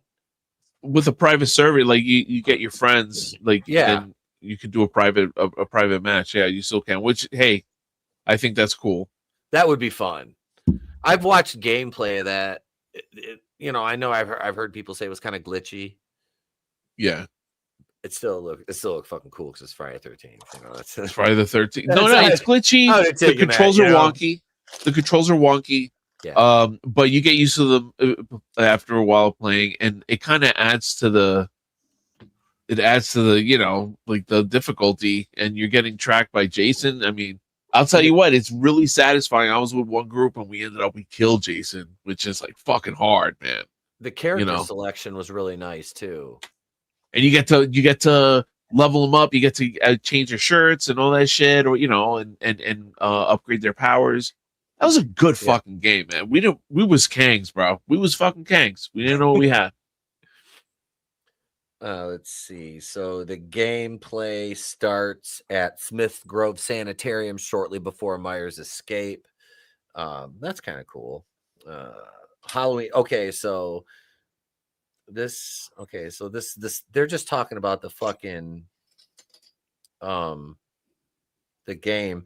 Why do they say is the game canon to the 78 film? What? Stop it. Yeah. I heard that it takes place right after the events of the first movie or something like that. You know, between okay, like because we were talking about Halloween Kills, right? And if Halloween Kills would have stayed in that lane, like the first 10 minutes, right, where how they started right at the end of the first movie, if they would have just stayed there, you know, it could have been like in real time, an additional 2 hours, you know, them hunting them down. You would have been good. That would have been a home run. Even though I like the movie we got, you know, I think if they would have done that, everybody would have been happy. I got to ask you guys a serious question, and this is a serious fucking question. I'm going to name 3 people, 2 on one side, 1 on the other, and I want you to tell me after I name these people, who do you think has the lowest testosterone? Okay. Now, mind you, there'll be 2 on one side and there'll be 1 over here. Okay. On the you know, and they're all left, but for all intents and purposes, I only have 2 hands, and one's a left and one's a right. In my right hand, I have Harry Sisson. Okay. And in my left hand, I have the Krasensteins, both Ed and Brian. Is there any testosterone involved in that at all? Because the reason I say this, because it seems odd, but go ahead and who do you think? I mean, they're all very, very effeminate. They're very fey. I would have to go. Fuck, man, that's hard because. Wait, that's serious? Is that him? Oh, that's fucking. Just listen to Brian Krasenstein. Okay. Talk here. All right. Yeah, I need help. I need an informed decision here. Bad news, guys. Donald Trump nor any of his officials will be attending the United Nations Climate Conference this year. But instead, the de facto president, Gavin Newsom, will be headed there along with a large delegation from California. Because we all know who the true leader is. Bad news, guys. Donald Trump. Why are you kidding? Did he call Gavin Newsom the de facto president? Yes. Are governors allowed to negotiate on behalf of the United States? No. Isn't that a violation of it's not the Logan, I think it's the Hatch Act. Yeah. He thinks he's Scarface going down to fucking Bolivia. Hey, I keep him on ice for you. He's gonna go, you know what I mean? He's gonna go down there. No, forget about 13 fight. We're not doing no 13 fight. You know, fuck. You got Trump is over. You can't do business for me, bro. Well, Cransteins are basically the living embodiment of the ambiguously gay duo. Yeah, so I think Sisson wins by default now after that display. Unfortunately. Here's our good friend Angela Bellacamino. She said Sydney Sweeney is an icon and a national treasure, but I still give the best forehead. That's a great joke. Come on. I got to give her credit for that. That's actually funny. Memory. forehead. She has beforehead, forehead, and afterhead. Yep. That's the one. She would always post these pictures of herself out, and she'd be like 42, childless, and I can go out and have a drink the night before Thanksgiving. The right hates this, and it's okay. She's the bold lib, and she does have more liberal views, but she mocks it all, kind of thing. She's kind of mocking, self-aware, and making fun of. Yeah, exactly. You got to be self-aware, man. Yeah, and like that, I respect a lot more than obviously than being clueless.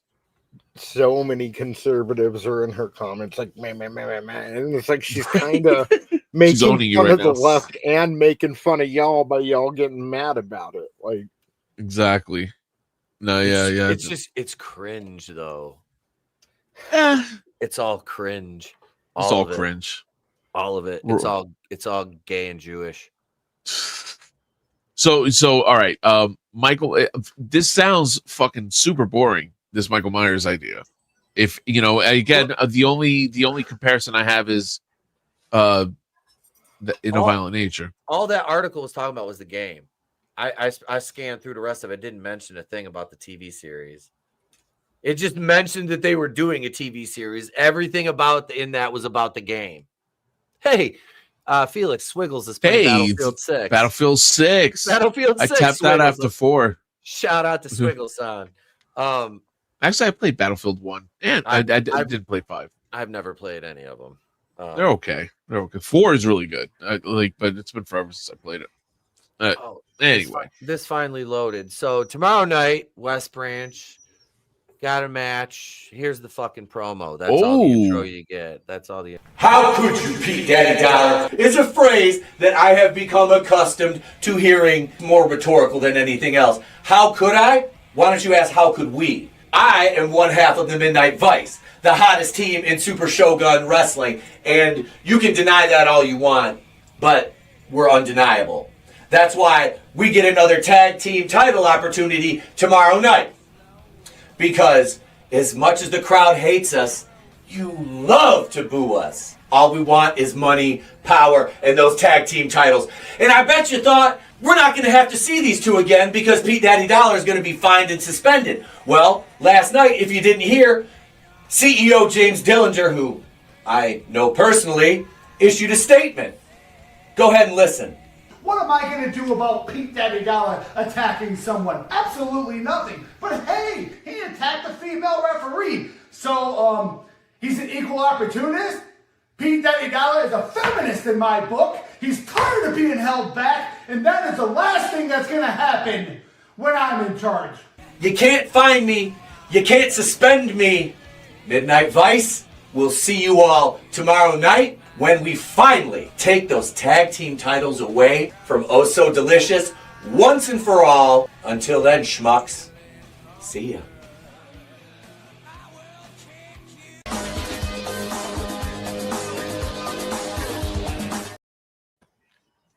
Yes.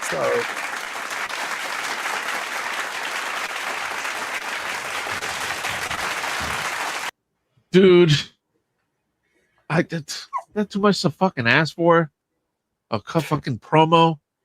A promo that I'm like, wow, my good friend Pete Daddy Dollar, I want him to lose because he hit this woman, but I'm going to cheer for him anyway. I'm going to root for him. I mean, he's a woman beater, but I don't know. Look, I mean, it seems like there's footage of me hitting male referees too. So come on, equal opportunists. You can't beat that logic. If they've got a stripe fights, if they've got a striped shirt on, I'm gonna hit them. It's gonna happen. They just it's their cannon fodder. No, tomorrow night, West Branch. We are sucks. I can't go to these, man. Wait, you talking about me walking down to the ring to this? Yes. I've got the instrumental for that. I might actually like just play like the fucking like little where he's like, yeah, bitch, I'm the villain, and then come out to the instrumental because the crowds will be like, oh shit, like nope, psych. Yeah, but it's instrumental. You can always yeah. Chris Brown. That might be too controversial. You think? I think I would get a little too much heat for that. Oh, you should still do it. Fucking do it. No, wait. I feel like the devil on your shoulder right now. Do it. Hang on, I'm sharing this, Tony. Yeah, wait. You can tell Sydney Sweeney uses that word. Oh my god, bro! I gotta talk to you guys after this. These fucking these are great. These are fucking great. Dude, if I told you that looked like one of my exes, bro. If I told you that looked like one of my exes. Okay. All right. I'm not scrolling through this comment thread anymore. Yeah. What was the timestamp? 129. All right. We're going to have to go back and post. Oh, my God. That, dude, yeah. I need you to save that picture because we need, bro, if I tell you that is almost a spit image of one of my exes when I did dip in the chocolate back in the day. We need to look in the fucking save that picture because after the credits, I gotta see this again. I'm afraid because I got a bookmark. I said too much. I should have fucking told you this behind the scenes, but yeah, fucking crazy. It's bookmarked. It's just a lookalike. I could come out to the Kanye at the Dark show. And so it's funny because then they'd probably all be down, like, oh, that's my shit. It's not on. It's not on the fucking televised show. No, you use it at dark. You know, No, we come down to the Miami Vice theme. Like that's. Oh, that's perfect. Yeah, we're coming out That's to a the good theme. Miami Vice. It's like he's like, should we just lean on it? I'm like, yeah, let's fucking do it. So we come down to the Miami Vice theme. I was like, shit, yeah. It's like it's not exactly, but when we work, separately, I still come down to like Black Label Society. That's I might actually switch up to Bleed the Freak by Alice in Chains as my solo theme. I fucking love that. I just love Alice in Chains. And Tommy Dreamer fucking used Man in the Box, which is a badass song, but I like Bleed the Freak a little bit more. But just for an entrance, I mean, Alice in Chains catalog's fucking amazing. Bro, no. First off, for the record, I didn't date a trans. I dated an unattractive black woman. Okay. She had vagine. She had bobs. I resent that. It was just very mid. Okay. Hate to break it to you. She was older than me too. It was bad. I will say though, black chick is on my fuck it list. Yeah, I mean, it's you got to try it at least once. It's like yeah. It's all the same shit. My old man had sex with a midget chick. Oh shit! Yeah, he banged a midget chick. He met her at the gym. She was a wrestler, one of the little midget wrestling chicks. Oh my god! Yeah, I was like, he told me that. I'm like, the original fidget spinner. How do you put the moves on her? You know what I'm saying? Or like, did she put the moves on him? How does that work? That is hilarious. We need to fucking. He said she wasn't like one of like the tiny. She was like 3 foot something. I'm like, still, Dad, you're like 6 foot tall. I mean, he goes, yeah, it was perfect. I'm like, God damn it, Dad. But so we had the midget wrestling show at the Den, like was it earlier this year? Like, was it March or something? Yeah. And the one little midget girl is literally, dude, she is like this tall. Like I'm like serious. Like I'm probably like 2 feet. Like if I stand up, right? She's to your knee or like, but basically to my knee. Like that's it. Fuck, man. Like, that's yeah. And like Jared was talking about the other day, because like she was in gorilla, like the gorilla position before we come out to the ring, like where the monitors are, and it was before the show, so like we're running around backstage doing shit. I'm getting set up at the desk. He says, I walk into gorilla and she's in there changing. I didn't fucking see her at first. He goes, I saw someone on the floor and I look over. He's like, oh fuck. He goes, I'm sorry. He goes, I'm Jerry. He goes, I run the place. He goes, she goes, no, it's fine. He goes, but Jesus, dude, she's fucking like the smallest human being I've ever seen in person. Like, it fucking tripped me out. Like I was like, I could put her in a backpack like Yoda. Remember that little Indian girl from was it American Horror Story? Yeah. Was it? Yeah. She had like 45 teeth or some shit. Poor thing. Either that or she had 3 human-sized teeth, right? So it just looked. Freaking Lord, I don't know where the fuck I was going now. I derailed you, man. No, I got sidetracked on the itty bitty midget. Yeah, that just reminds me of fucking how. So your dad banged. Yeah, your dad banged one. Yeah, that's what you were going with. Yeah, he banged a midget, little midget chick. I'm like, that's something I'll never achieve. That's a goal I can never match. I'm like, well played, old man. Well played indeed. I don't know if I ever really want to make a girl come. I mean, I think the best bet would go midget, right? Because why does it have to be a midget? Well, I mean, my case, I'm not gonna fucking talk about my shit on air, but let's just say, fuck, I need to hit walls once in my life. You know what I'm saying? I'm not gonna do normal chick.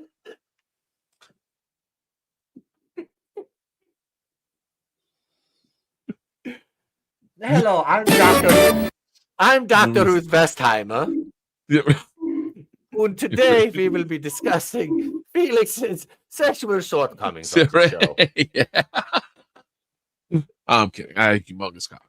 1-inch punch, same size as your pecker. Yeah. Meanwhile, everybody in the audience. Like, what the fuck? I know. Yeah. I know. Fuck. What are we doing here, man? Fuck, man. What am I doing myself? I burned through all the material already. Well, shit. I mean, wait, was that the last topic? Was the fucking Halloween? I think so. Shit. So. That was basically. I'm just I'm looking to see if anything big is trending on SmackDown. I don't care. I just look at anything wrestling now. I'm like, the ratings went below 1 million from last week. I heard that. One thing I did want to talk while we're here, wrestling related. So Vince Russo is working for JCW now. Yep. He's Oh, right shit. for the Juggalos. Which makes sense, that's kind of the perfect setting for his, brand of booking. Oh my God. Bro, let me tell you something. Violent J and Shaggy 2 Doper. Bro. Oh my God. I'm gonna call in the fucking favor. I'm gonna see if my wife can get in touch somehow with Joey and be like, hey, I could probably just contact him, honestly.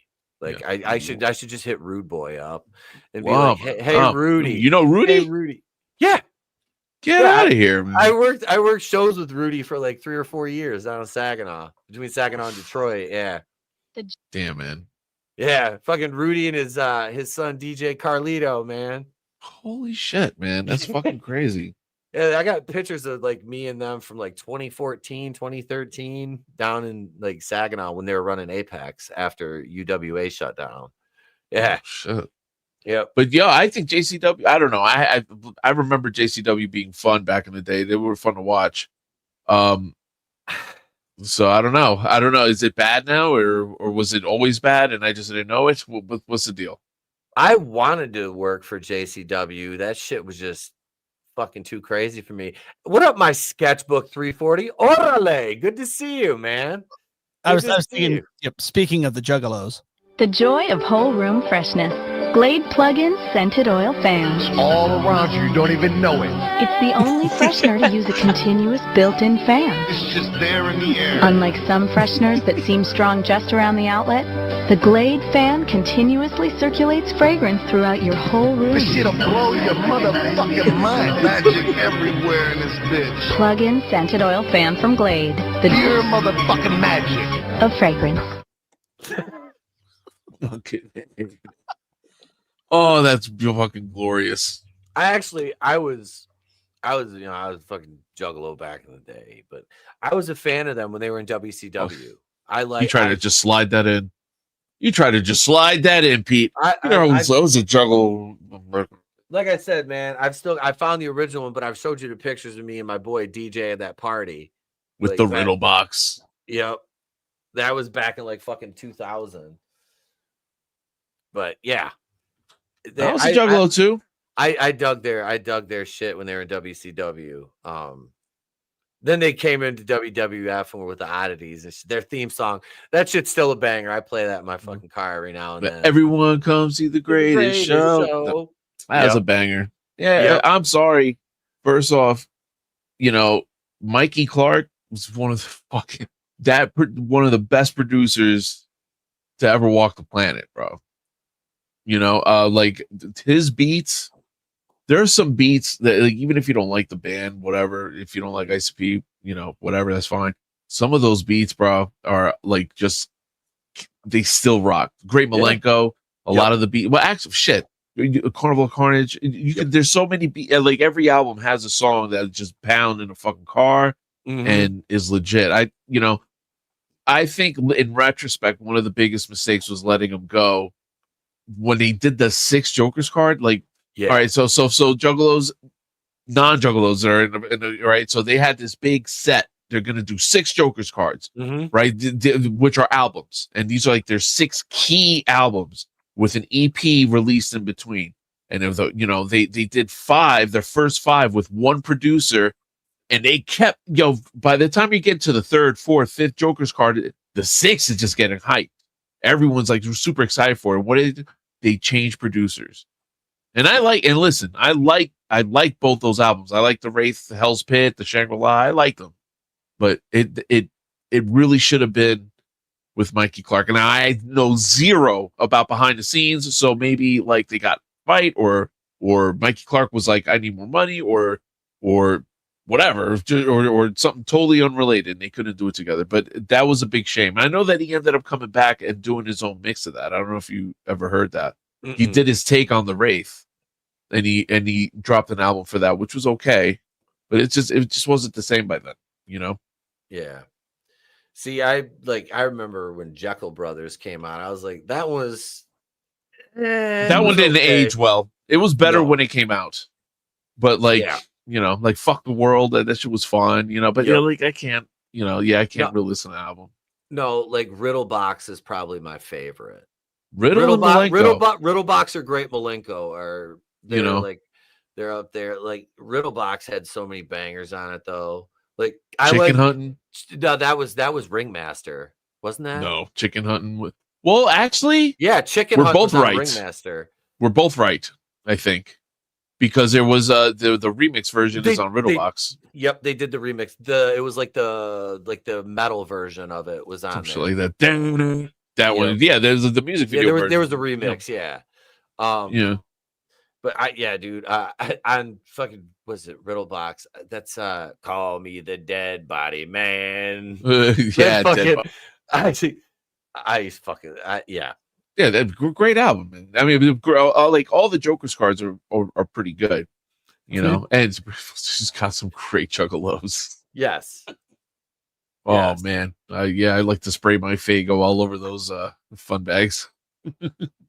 And you know what's funny is like ICP is known for spraying the Faygo. That started well before they were even ICP. Like the wife, they used to have pool parties at Joey's house, and that motherfucker would run around spraying the kids with Faygo before they were even ICP, like way back.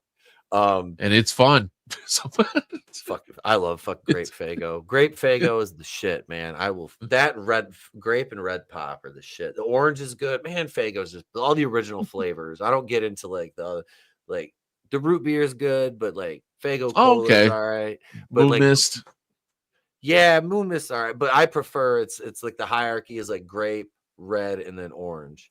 And the rye. Like, what was it? Rock and rye. That shit turns my stomach. Yeah, I couldn't get into that shit. It was the Insane Black Cherry, of course, when that was the closest that they ever did to acknowledging an ICP in any capacity. Like they want nothing to do with them. They'll take their money. They're like, fine, Insane Black Cherry. I do like that purple drink. Godzilla. Purple drink, baby. I do like that purple drink. Fucking Grape Faygo's the shit. It's got it's got to be out of a can though. I don't like plastic 20 ounces, like can or if you can get them in glass bottles. Oh yeah, remember those? Yeah, those quarter ones. You have to like fuck it. Ugh, fuck that. The glass. That's like the last time Mountain Dew was like. I don't drink soda any. Like I said, I'll get a Faygo every now and then, but like regular sodas, like Mountain Dew and shit, I haven't drank a Mountain Dew in fucking years. But yeah, that shit just. But like back in the day, in like the 80s, when it was in the glass bottles in the summer, when it was all nice and fucking ice cold, that was the shit as a kid. You need glass 40s and grape. That'd be the shit. Yeah. That'd be the shit. I'm surprised they didn't. They probably did that in one of their videos. If not, I'm surprised they haven't. Custom. That's a cool look. Grape Faygo 40s. That'd be the shit. Hell yeah. No man, that and fucking and shit. Then plus they brought up Twisted. We don't even get it.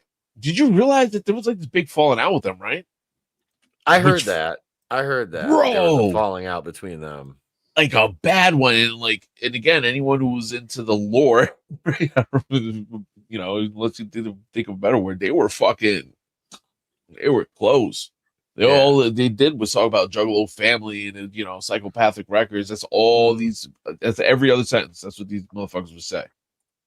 You know, and they ended up having like one of the worst falling outs. It kind of hurt, man. It kind of hurt. Because they were really good combo.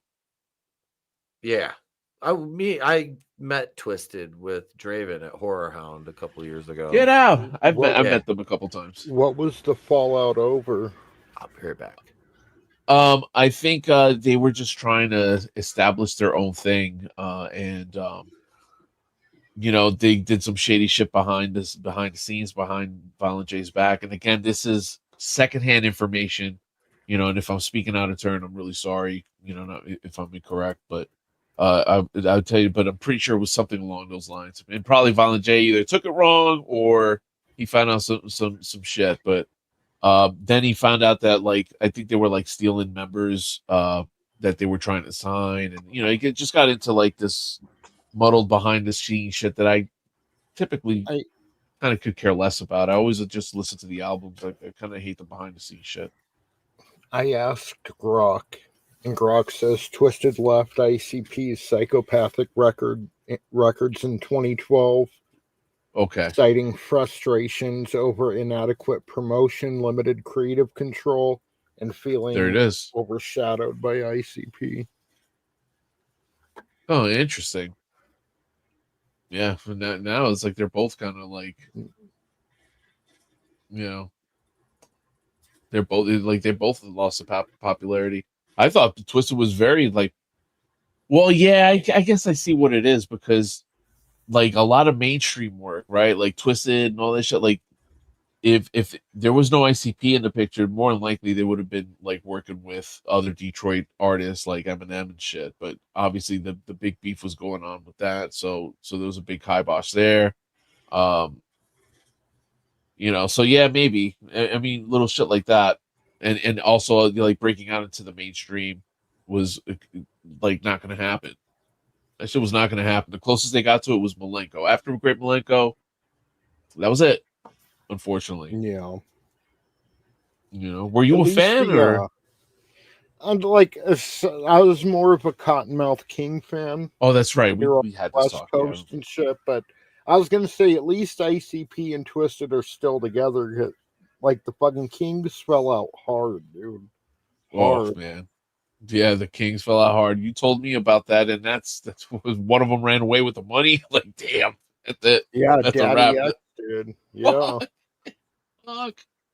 Oh shit! I remember I met them a couple times. Yeah, he sold their music rights to all their albums and everything, and then fucking took off with the money. Damn, dude. Who the fuck's gonna use their music?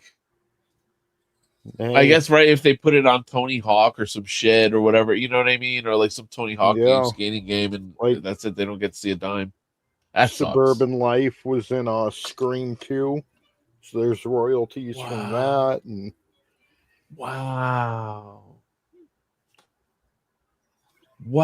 that's right. Yeah, then they don't get to see any money from that anymore. Yeah, basically, they'll probably get the songwriter royalty, but not the playback royalty or whatever the other royalty. Yeah, it's fucking point is at least the ICP is still together though. Twisted is still together. Maybe they'll fucking make peace after so long, but probably after one of them dies. You mean bury the hatchet? Oh, bury the hatchet. That's right. Very good. No, but that was no. That's my one good one for the night. And that wasn't even that good. Do we wrap on that? Or no. I want to keep it under 2 hours. So we got about 12 minutes left. Oh, okay. Cool. All right. So no. What else we got? No, I was looking through YouTube and stuff the other day. I'm bummed it hasn't done anything new is chat music. They yeah, it kind of fell off. Yeah, completely just shut down. Those I miss those. I miss the original comment section bit. You know what I mean? Oh, with what's that chick's name? The sing Anna Bravi or something. I don't know. Yeah, those were fantastic, especially when she would see the songs. Her reactions to the songs were kind of funny, even though they were probably fucking canned. But it was just kind of funny because at one point she saw those was like, oh my god, yeah, because those comment sections were fucking brutal. Yeah, those were fucking brutal. I can only imagine. I still like the fact that they got 3 videos out of the twins were the one's the nun, the other one's the hoe. Yep. Yeah, they had the trilogy. What? The holy in the hole. Yep, the holy in the hole. Holy shit. Yeah. They were hot twins too. Yeah. Fuck, amazing looking twins. Like one's a nun and the other one's a stripper. Holy shit, man. Bro, just brutal. Are you coming on the show on Monday? Who, me? Yeah, you're gonna be there, right? Yeah, I should. We're doing Nitro, right? Yeah. You're gonna do AI. Yeah, I just finished one a few minutes ago. I was playing around with. What you got? What you got going on, man? I mean, you don't have to tell us what's up for Monday if you don't want to. But what else you got cooking, man? Well, no, it's a cane speech. Where do you come up with this, man? They work fucking great, man. But it's just like, damn. Well, just as an aside, I actually did just drop a new track for my next album on my YouTube channel. Ooh. Which is linked in the description. It is. Okay. Yeah. Yeah. Called Fighter. I dropped the ukulele version of Nothing Else Matters today. Of course, you know, when you think about that, I remember seeing a band years ago called the Gourds. Yeah. And they were a bluegrass band, and they did a bluegrass cover of Gin and Juice. Yeah. It was fun. Hilarious. It's like, so long house, bro. On gin and juice, lay back when I'm on the money on my mind. Yeah, bro. Oh, that's great. That's great. Let me tell you that. Go on. I love this, Tony. I listened to a couple seconds of it. I fucking love it already. Let's go. Oh, this new one? Yeah, check this out. Since you are talking about this, I just wanted to give you an opportunity to talk about that specifically. I think that when I have an issue that I want to speak about, people will hear.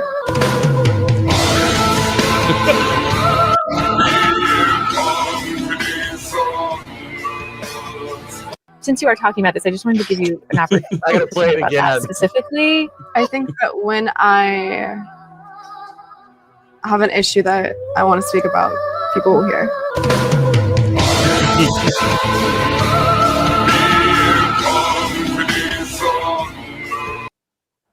That's fucking Face great. falling man. off is the chef's kiss. That's fucking amazing. Oh, that's so good. I just, we gotta admit, she's the fucking queen. I was put the. Mm-hmm. Yeah, right. That's the Burger Queen. Yep. I mean, I wouldn't drink her bathwater, but I'd at least put my face in it. I'd blow bubbles in it. You're right. I wouldn't drink it, but I'd buy it just as a keepsake. I'd buy that for $1. They're actually they're unveiling they're getting ready to unveil a RoboCop statue in Detroit, which I think is pretty fucking rad. Oh, I guess just a quick topic. Speaking of reviving dead franchises, did you hear they're making a third Gremlins? Yes. Yes. But Joe Dante's not involved, and I'm done. I don't care if Spielberg. Joe Dante's not involved. For Christopher Columbus is directing it. No Joe Dante, no me. It's done. Yeah. That means it's going to be more like the first one. Yeah, it's just going to be like, again, all these movies that are coming out, all these sequels like The Matrix 4 and Bill and Ted 3, Happy Gilmore 2, and like, it's going to come out, people are going to see it and be like, and then probably, again, how many times have we seen Happy Gilmore 2 now? I've seen it once. I haven't seen it at all. Yeah, and how many times did you watch the original Happy Gilmore? Probably over and over. It was fucking legendary. Yeah. No, yeah, 1,000,000%. I've seen it like probably 100 times. I will have a hot take though. I do actually prefer Gremlins 2, the new batch, over the original. Yeah, no, same here. I'm with you. Gremlins 2 is way better than 1. Oh, good. It's an Animaniacs movie almost. Yeah. Like it just got that feel of that, like the WB cartoon era. My favorite scene is when he's getting interviewed, the one that could talk, and then the dumb one pops up and he's like, take this for example. Take this for example. Was that civilized? No, clearly not. Fun. No sense. No, you know, but watching it as an adult, like there was like, what was it? That was the microwave show. Yeah. That girl was like, she had a microwave cooking show. It was like so fucking gross. Then you had, what is it, Grandpa from Munster playing the reporter. That movie is genius, man. Yeah. Again, we was Kangs, bro. And if people would talk shit about that movie's a masterpiece. Don't get me wrong, I love the original. Same. Hulk It should Hogan's not in been part marketed 2. as a kids movie though. That's the problem. That was not a kid. Yeah. Gremlins? Yeah. No. No. Hulk So, Hogan's no. in part 2. That's Yep. right. He tells the Gremlins That to put the might movie be back his- on. Lee's in movie. part 2. Who? Christopher Lee. Oh yeah, Christopher Lee. Yeah. That's right. He's the doctor. Malaria. Fucking aura. Yeah, but we're gonna. You'll focus on the floorboards.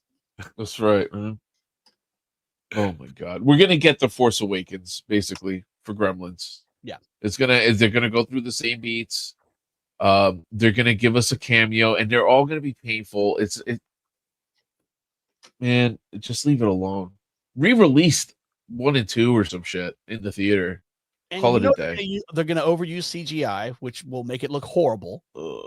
No, I don't think they will. Because they're puppets. They're physical. Yeah, I disagree. I think they're gonna use puppets again, and they're gonna fucking remind you every 15 minutes that it's practical effects, because this is what they did with the Force Awakens. True. If you remember, they were like, "Oh, all of our aliens are fucking practical." It's like, okay, great. Your movie sucks. Yeah. But at least you built a shitty movie by hand instead of on computer. But yeah, I'm sorry. I don't care if Spielberg's involved at all. Spielberg has shat the bed the last 20 years. Oh, he's What was done. the last good Spielberg movie? Jurassic Park. No, he's gotten shit good since then, right? Jurassic Park's the last one I can think of. No. Fucking Saving Private Ryan. Yeah, but That yeah, was that came Spielberg, out- right? Yeah. Yes. So Saving Private Ryan. Let's go further Artificial ahead. Intelligence wasn't good.